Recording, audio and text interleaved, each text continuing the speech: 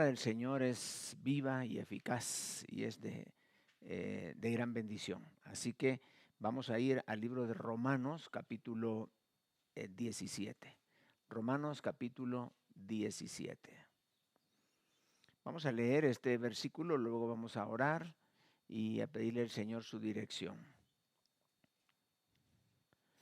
Romanos 8, versículo 17. 8, 17. Dice así: y si hijos, también herederos, herederos de Dios y coherederos con Cristo, si es que padecemos juntamente con Él, para que juntamente con Él seamos glorificados. Vamos a leer nuevamente la primera frase, la primera oración que dice, y si hijos, porque está hablando de que somos hijos de Dios, también herederos, herederos de Dios y coherederos con Cristo. Vamos a orar. Padre, te damos las gracias por tu bendición, por la bendición que nos da, Señor, de estar haciendo tu voluntad y buscando tu rostro, Señor, buscando el mensaje que tú quieres darnos, Señor, para esta mañana. Gracias porque el tema que vamos a tratar es un tema quizás a veces poco tratable, pero que nos ayudes y que nos des la inteligencia suficiente, la sabiduría para poder captar con facilidad, Señor, estos principios que nos vas a enseñar en tu palabra. Gracias te damos y oramos también por aquellas personas que todavía no han tomado la decisión de invitar a Cristo Jesús para que entre sus corazones y que puedan recibir el perdón y la salvación. Gracias te damos, Padre, por la oportunidad que nos das y la bendición de venir una vez más y reunirnos a través de esta plataforma de Zoom para poder escuchar tu palabra. Bendícenos, Padre, y guíanos en el nombre de Cristo Jesús. Amén. Muy bien, vamos a la palabra entonces y a pedirle al Señor que nos dé sabiduría para poder captar este mensaje. Le repito nuevamente esa primera oración que dice, y si hijos, o sea, somos hijos de Dios, aunque no todos. Si hijos, también herederos, porque todo hijo tiene un padre y todo padre es propietario. Y aquí en la tierra la ley es que al morir deja una herencia, pero espiritualmente hablando, la herencia se nos va a dar y está reservada para nosotros. Y dice herederos de Dios y coherederos con Cristo, si es que padecemos juntamente con Él, para que juntamente con Él seamos glorificados. Muy bien, entonces el tema de hoy es, somos coherederos con Cristo. Ese es el tema que nos va a ocupar en esta oportunidad. Herederos de Dios, coherederos con Cristo. Si yo soy un hijo de Dios, entonces soy un heredero de Dios. ¿Qué me podrá heredar Dios a mí? ¿Qué me podrá dar Él que me pueda motivar para vivir la vida de tal manera que sea agradable delante de Él? ¿Cómo puedo comportarme como un verdadero hijo de Dios, digno de recibir una herencia? Y ser, sobre todo, vean qué importante, coherederos con Cristo.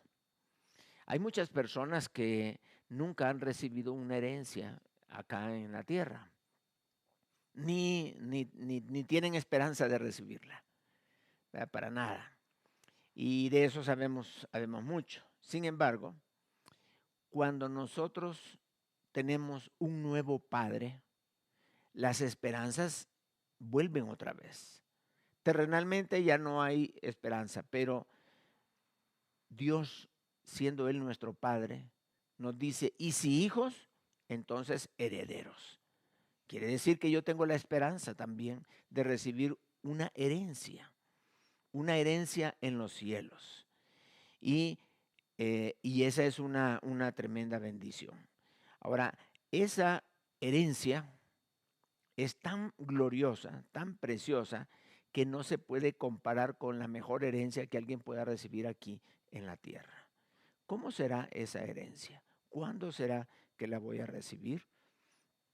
Dios quiere que conozcas la naturaleza de esta herencia y que conozcas las características de esta herencia para que esto pueda afectar tu vida positivamente.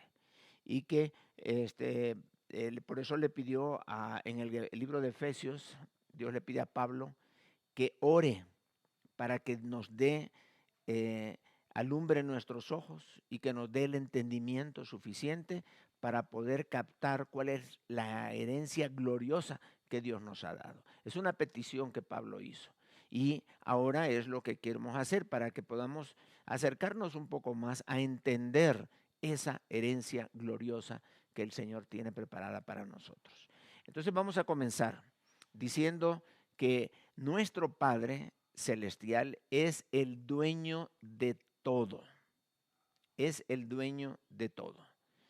En el Salmo 24, versículo 1 dice, 1 y 2, de Jehová es la tierra y su plenitud, el mundo y los que en él habitan, porque él la fundó sobre los mares y la firmó sobre los ríos. Quiere decir que toda la tierra, toda su gloria de la tierra le pertenece a Dios. Y dice, y los que en él habitan. ¿Quiénes habitan? Pues los animales, todo lo que tiene vida y los seres humanos. Todos le pertenecen a Dios. Creyentes y no creyentes le pertenecen a Dios. No todo lo que le pertenece a Dios es hijo de Dios. Entonces, todas las personas, aunque sean ateos, le pertenecen a Dios. Porque Dios, las verdades no van en función de lo que el hombre piensa. Las verdades son absolutas y no están dependiendo de lo que la persona piense. La persona puede pensar lo que sea, pero las verdades siguen ahí existiendo. Así que esto, hay otro pasaje en Nehemías 9, versículo 6, Nehemías 9, versículo 6, que nos da un poco más de luz en cuanto a que Dios es dueño de todo. Dice, tú solo eres Jehová, tú hiciste los cielos y los cielos de los cielos. O sea, estamos hablando ya de toda la creación, ya no solo de la tierra, sino de todo. Con todo su ejército, incluyendo ángeles, todos los ángeles, la tierra y todo lo que está en ella, los mares y todo lo que hay en ellos. Y tú vivificas todas estas cosas y los ejércitos de los cielos te adoran. Todo, Dios es dueño de todo. Dios es no solo el dueño, y vamos a ver esto de decir que Él es el dueño. A veces pensamos que ser dueño es como Dios es dueño de la propiedad, Dios es dueño de las casas, Dios es dueño de un continente, de un país, Dios es dueño físicamente hablando de todo. Y la gloria de este mundo, las personas, etcétera. Pero se nos olvida algo. Todo eso lo que realmente hace es que Dios no solamente posee una propiedad, sino Dios tiene toda la autoridad, toda la autoridad. Y esto a veces es mejor que tener un terreno, tener una propiedad, porque yo puedo tener una propiedad, pero si el que manda en la zona es otra persona, yo voy a tener inclusive que hasta que salir corriendo. Hay lugares donde hay muchos conflictos. Por ejemplo, en Ucrania hay gente que tiene muchas propiedades, pero ahora le ha tocado salir corriendo con lo que tenía puesto nada más. Entonces, tiene propiedad, pero no tiene autoridad, porque él ha tenido que salir. Ahora, Dios tiene propiedad y tiene autoridad, lo que lo convierte en soberano. Dios es soberano. Quiere decir que Él tiene autoridad y control sobre todas las cosas, sobre toda la creación. Ese es nuestro Padre. Entonces, este es importante porque si Él es soberano, Él tiene toda la autoridad, Entonces, nuestro Padre, y yo voy estando más consciente de que nuestro Padre es un Dios soberano, un Dios dueño de todo, de todo. Entonces, aquí hay dos implicaciones en este primer principio. La primera implicación es que yo le pertenezco a Dios. O sea, yo no soy dueño de mí mismo. Nosotros no nos hicimos a nosotros mismos, sino que Dios nos hizo a nosotros y somos ovejas de su prado, dice el Salmo 100. Eso es lo primero. Yo tengo que reconocer que no me pertenezco a mí mismo. O sea, yo no soy dueño de mí mismo. Dios es mi dueño.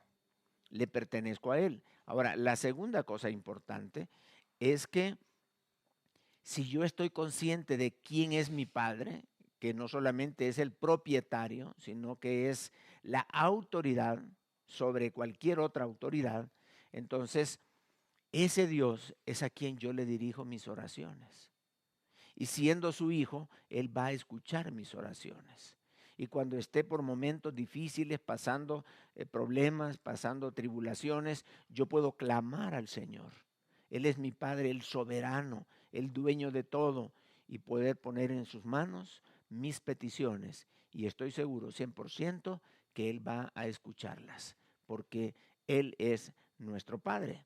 Él tiene toda la autoridad. Entonces, la pregunta es, ¿qué pensamiento viene a tu mente al saber que tu Padre es el soberano de todo? Que Él es el dueño de todo. Aunque tú tengas papeles de propiedad aquí en la tierra, puedes tener propiedad, pero no tienes autoridad. Allá en algunos países donde hay guerra, los dueños han tenido que abandonar todos sus animales, sus cosas, quedaron intactas, hasta la comida servida en la mesa, porque tenían que salvar sus vidas y salieron corriendo. Entonces, Dios no puede salir, no hay nadie que le diga algo a Dios. Dice la Biblia, ¿y quién será aquel que diga que Dios, cuando Dios ha extendido su mano, que Dios la recoja? ¿Quién le va a decir, no, no, no, no hagas eso? Nadie, porque Él tiene toda la autoridad. Entonces, Dios es soberano, Dios es el dueño de todo y tiene toda la autoridad. Y si ese es mi Padre, entonces ya nos vamos imaginando de cuál sería entonces nuestra herencia. No sé, podemos pensar, aquí en la tierra se dice, si un padre tiene varios hijos, divide lo que tiene entre los hijos que tiene.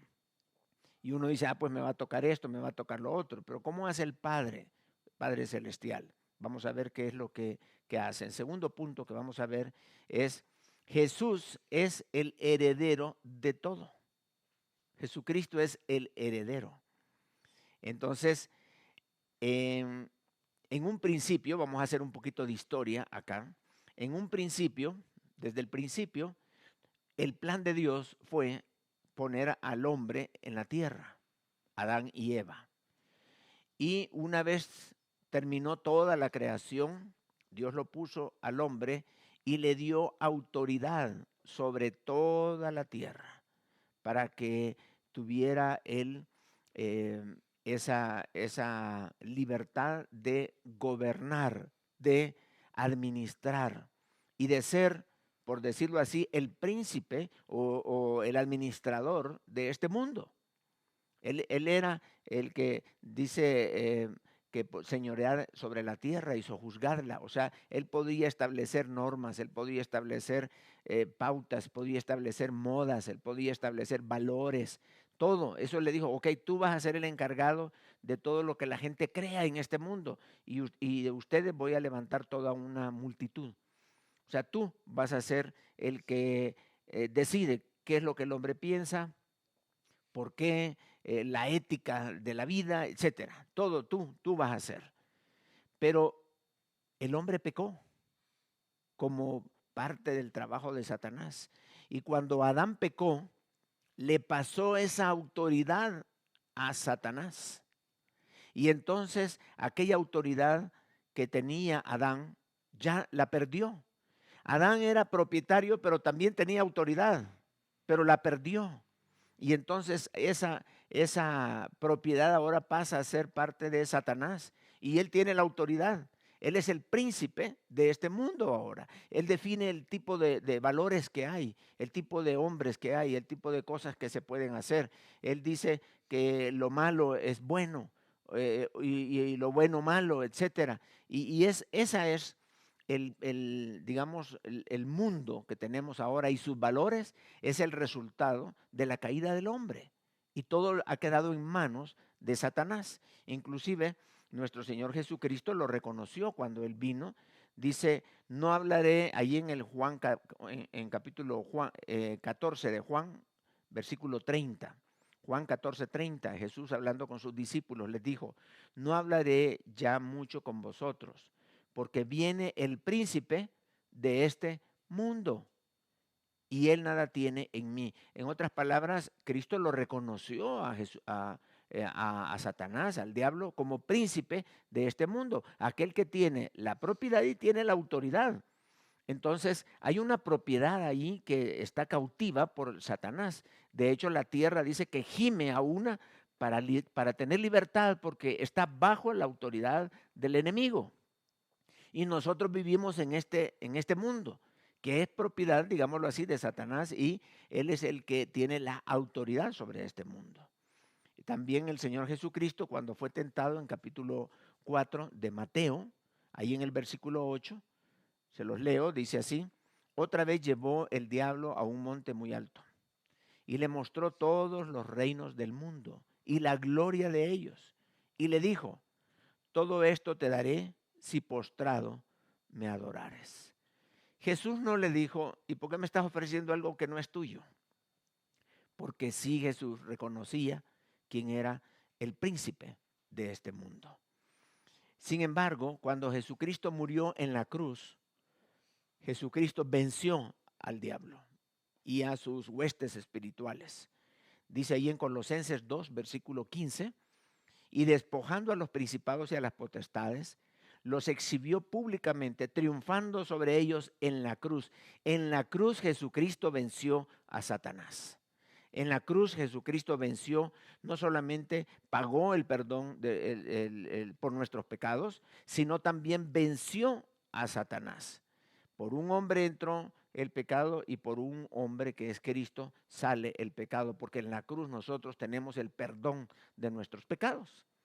De tal manera que ahí fue vencido Satanás. En el libro de Hebreos 2, versículo 14, dice, así que por cuanto los hijos participaron de carne y sangre, él también participó de lo mismo, refiriéndose a Jesucristo, para destruir por medio de la muerte al que tenía el imperio de la muerte, esto es, al diablo. Cuando Jesucristo murió en la cruz, ahí dice el pasaje bíblico, digo el texto bíblico, que el que tenía el imperio de la muerte fue vencido en la cruz.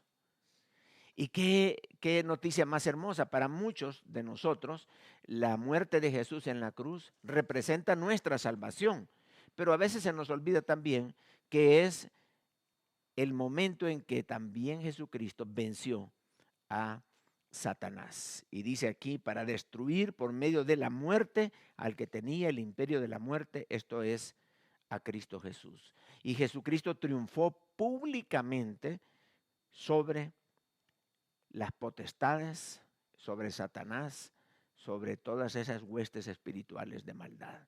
De tal manera que el Señor venció ya al diablo, ya está vencido. Cuando Jesús vence al diablo en la cruz, cuando ese evento se consuma, el Señor dijo, tetelestai, que significa pagada es la deuda. Entonces, es como que recupera aquello que Adán perdió, ahora lo recupera Jesús por medio de su muerte. Y le quita la autoridad que tenía el diablo, que le había quitado a Adán, y ahora la tiene Jesucristo. Él es el que tiene la propiedad, es el que tiene la autoridad, es el único digno de ser el dueño de todo nuevamente. Ahora vamos a ver una escena del libro de Apocalipsis, que nos describe Apocalipsis, justamente ahí en el trono de Dios. Juan está viendo eso y nos dice Juan, ahí en Apocalipsis capítulo 5, del 1 al 5, dice así, Y vi en la mano derecha del que estaba sentado en el trono un libro escrito por dentro y por fuera, sellado con 7 sellos. Y vi a un ángel fuerte que pregonaba a gran voz: ¿quién es digno de abrir el libro y desatar sus sellos? Y ninguno, ni en el cielo, ni en la tierra, ni debajo de la tierra, podría abrir el libro, ni aún mirarlo. Y lloraba yo mucho porque no se había hallado a ninguno digno de abrir el libro, ni de leerlo, ni de mirarlo. Y uno de los ancianos me dijo: no llores. He aquí que el león de la tribu de Judá, la raíz de David, ha vencido para abrir el libro y desatar sus 7 sellos. O sea, solamente uno que podía vencer a Satanás podría abrir ese libro. Y ese libro no es más que el documento de la propiedad de la tierra. Entonces, ese documento fue dado a Jesucristo y está sellado. Y solamente el dueño, solamente el que es digno, solamente el que ha vencido puede tener la autoridad no solo de verlo, sino de abrir sello por sello para poder recibir nuevamente su propiedad que Adán había perdido. Entonces Jesucristo quita un sello, luego quita el otro sello, y a medida se van quitando los sellos, se va desarrollando lo que conocemos como la gran tribulación. El primer sello, los 6 sellos, los 7 sellos se van quitando, y eso va permitiendo que el documento ya se pueda leer y Jesucristo pueda tomar posesión de lo que le pertenece, porque esa es la escritura de la propiedad de la tierra, y todo lo que Adán perdió, Jesucristo lo recupera. Entonces, Cristo era el único que podía hacer eso. Y ahora Cristo es el que nos da a nosotros esa libertad por su misericordia, por su resurrección. Nosotros tenemos vida, justamente aquella que se logró allí en la cruz. Entonces, en Apocalipsis también tenemos 5, 12 y 13. Dice que decían a gran voz: el cordero que fue inmolado es digno de tomar el poder, la riqueza, la sabiduría, la fortaleza, la honra, la gloria y la alabanza. Y a todo lo creado que está en el cielo y sobre la tierra y debajo de la tierra y en el mar y en todas las cosas que en ellos hay. Oí decir: al que está sentado en el trono y al Cordero sea la alabanza, honra, la gloria, el poder por los siglos de los siglos. O sea, lo que Cristo tiene, Cristo no va a ser como Adán, que la va a perder. Lo que Cristo tiene, lo tiene por la eternidad. Es para siempre. Y también tenemos otro pasaje que nos habla y dice: el séptimo ángel tocó la trompeta y hubo grandes voces en el cielo que decían: los reinos del mundo han venido a ser de nuestro Señor y de su Cristo, y Él reinará por los siglos de los siglos. Ya no son de Satanás, ahora son de Jesucristo. Y entonces, una vez vencido el diablo, ahora Jesús es el heredero de todo. Ahora Él es heredero de todo. No estamos hablando solamente de este mundo, sino estamos hablando de todo lo creado, de todo.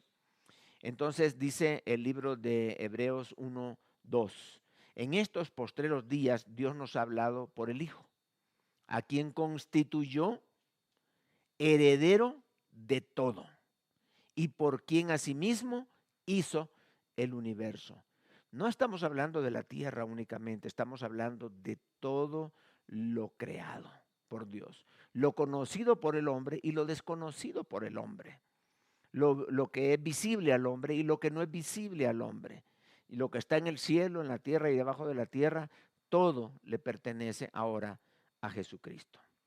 Entonces, en esa condición que Cristo tiene ya todo, viene el tercer punto, que es: somos coherederos con Cristo. Ahí viene la bendición donde nosotros entramos en el juego. Dice en Primera de Pedro 1, 3 y 4. Dice así. Este es un pasaje hermosísimo que nos describe nuestra herencia, o por lo menos nos da algunas características de ella. Primera de Pedro 1, 3 y 4. Dice: Bendito el Dios y Padre de nuestro Señor Jesucristo, que según su grande misericordia nos hizo renacer para una esperanza viva por la resurrección de Jesucristo de los muertos. O sea, hermanos, esto no depende de nosotros, que porque yo soy bueno voy a tener una herencia. No, dice que es por la misericordia de Dios y por la resurrección de nuestro Señor Jesucristo de los muertos. Es una obra que Él hizo, es algo que Él ganó, y porque nos ama y por su misericordia y porque Él es lleno de gracia, Él comparte su herencia con nosotros. Y dice que por la resurrección de Jesucristo de los muertos, para una herencia, vean las características de esta herencia: incorruptible, incontaminada e inmarcesible. Así es nuestra herencia, reservada en los cielos para nosotros. Y este versículo nos contesta varias preguntas. Una es, ¿dónde voy a recibir yo la herencia? En el cielo. Ahí dice, reservada en los cielos para vosotros. ¿Quién me la va a dar? Pues el Padre nos da la herencia.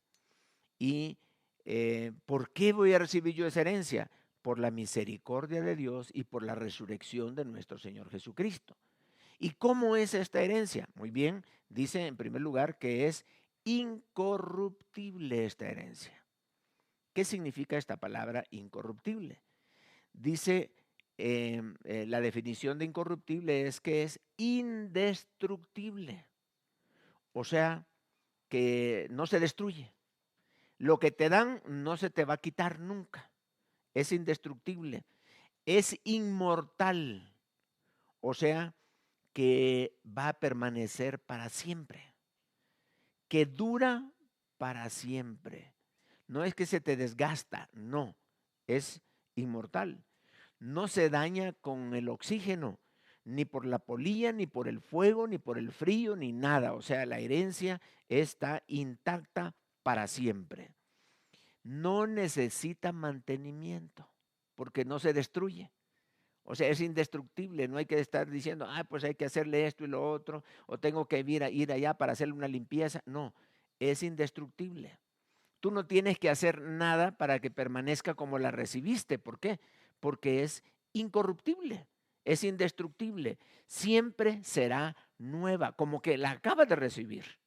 Es como que te dan un vehículo y el vehículo está nuevito y funciona bien, bonito el motor, todos los pilotos le funcionan, etcétera. Pero tú no lo quieres dañar ese vehículo, lo guardas en un estacionamiento y dices, no lo voy a tocar para que se mantenga nuevo toda la vida. Lo vas a ver dentro de unos 10 años, ese carro ya no sirve.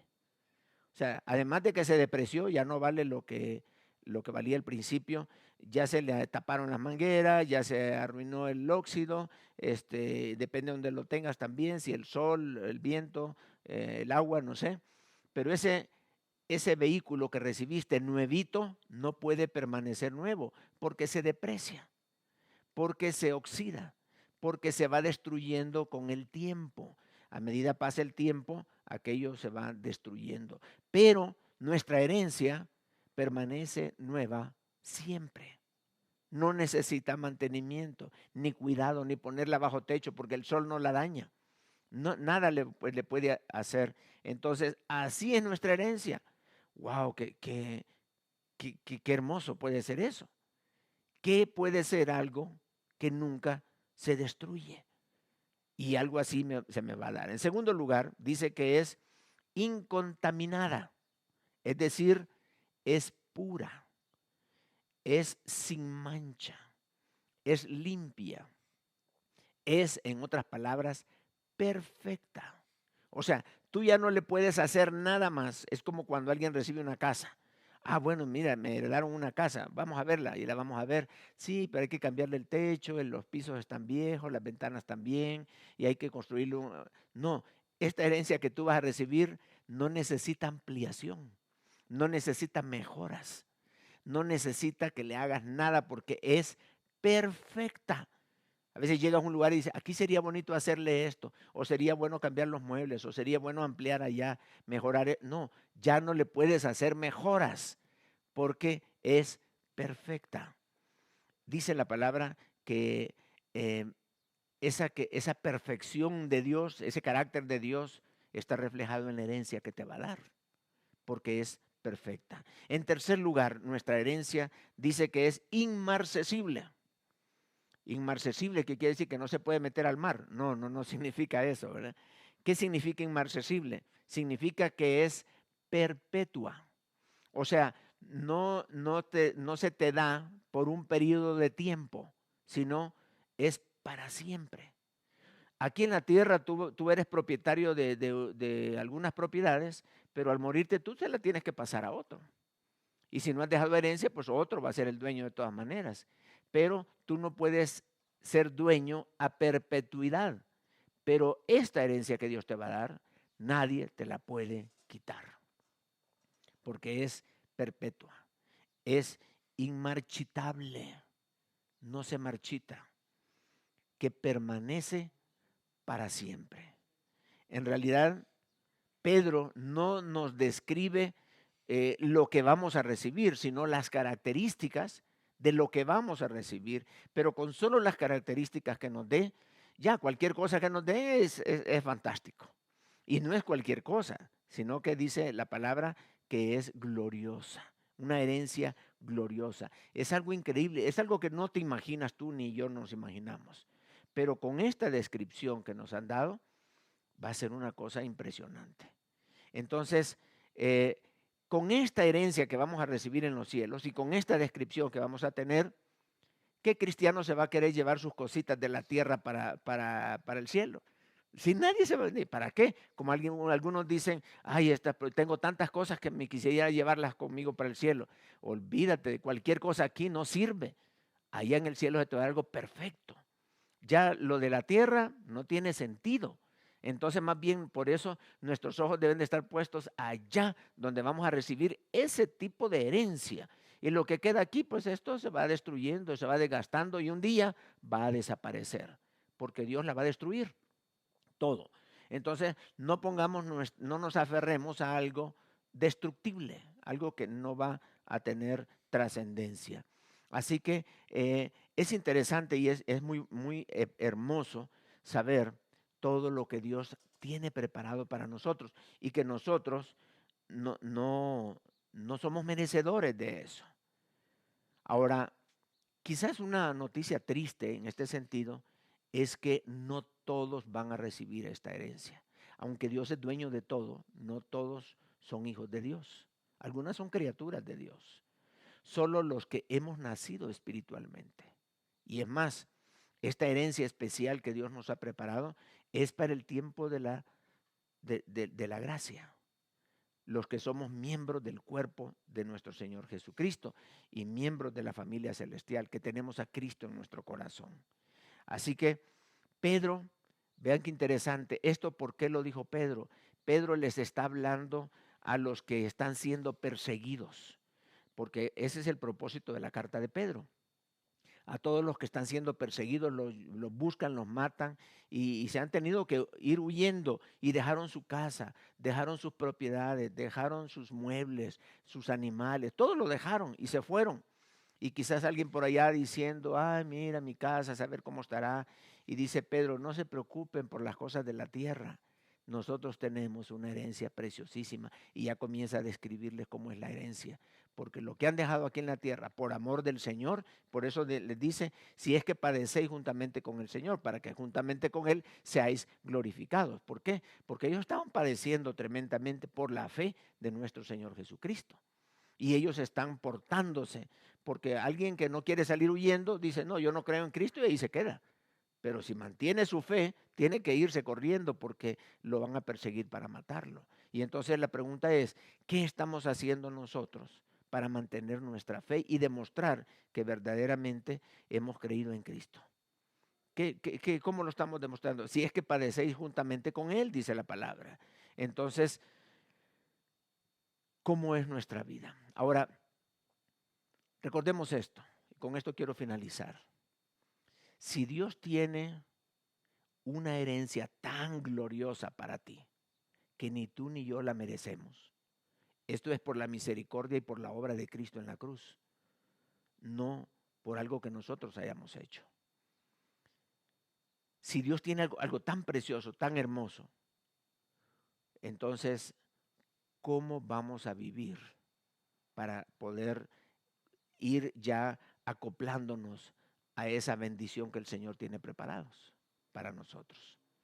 ¿Cómo vamos a vivir? Nosotros no somos dignos, pero ¿cómo podemos vivir nuestra vida aquí de tal manera que dice Pablo, vivid dignos del llamamiento que habéis recibido? O sea, si somos hijos de Dios, vivamos como hijos de Dios para poder decir, nosotros somos hijos de Dios y quiero vivir mi vida de tal manera que yo alabe y glorifique al Señor. Y el Señor va a darnos una herencia. En otras palabras, ¿cómo demuestras tú que eres un verdadero hijo de Dios y no solamente una criatura de Dios? Debes de estar seguro, debes de estar confiado 100%, como dice la palabra, el Espíritu nos da testimonio en nuestro espíritu de que somos hijos de Dios. Y si hijos, también herederos. Ese es el punto. ¿Eres un hijo de Dios verdaderamente o solamente asistes a la iglesia y te conectas y estás por ahí, pero en un momento difícil mantendrías tu fe? Pues recordemos que cuando recibas esa herencia será para siempre y nadie te la va a quitar. Vamos a orar, hermanos, y darle gracias al Señor por estas bellezas y estas cosas que el Señor ha preparado para nosotros y que tiene allá reservadas. Padre, queremos poner en tus manos, Señor, nuestras vidas para que lo que pensemos, lo que hagamos, a dónde vamos, todo sea agradable delante de ti, Señor. Que los que nos rodean, los que están cerca de nosotros, también sean personas que te alaban y te glorifican. Te pedimos, Padre, que nuestras vidas puedan ser luz a aquellos que están cerca de nosotros y que tú te glorifiques en nuestra vida. Padre, gracias de antemano porque tú has preparado una herencia preciosísima, Padre, porque la herencia que le pertenecía a Jesús, Él murió en la cruz para convertirnos a nosotros en coherederos juntamente con Cristo. Gracias te damos, Padre, y pedimos cada una de estas cosas bajo la dirección y bajo los méritos de nuestro Señor Jesucristo. Amén.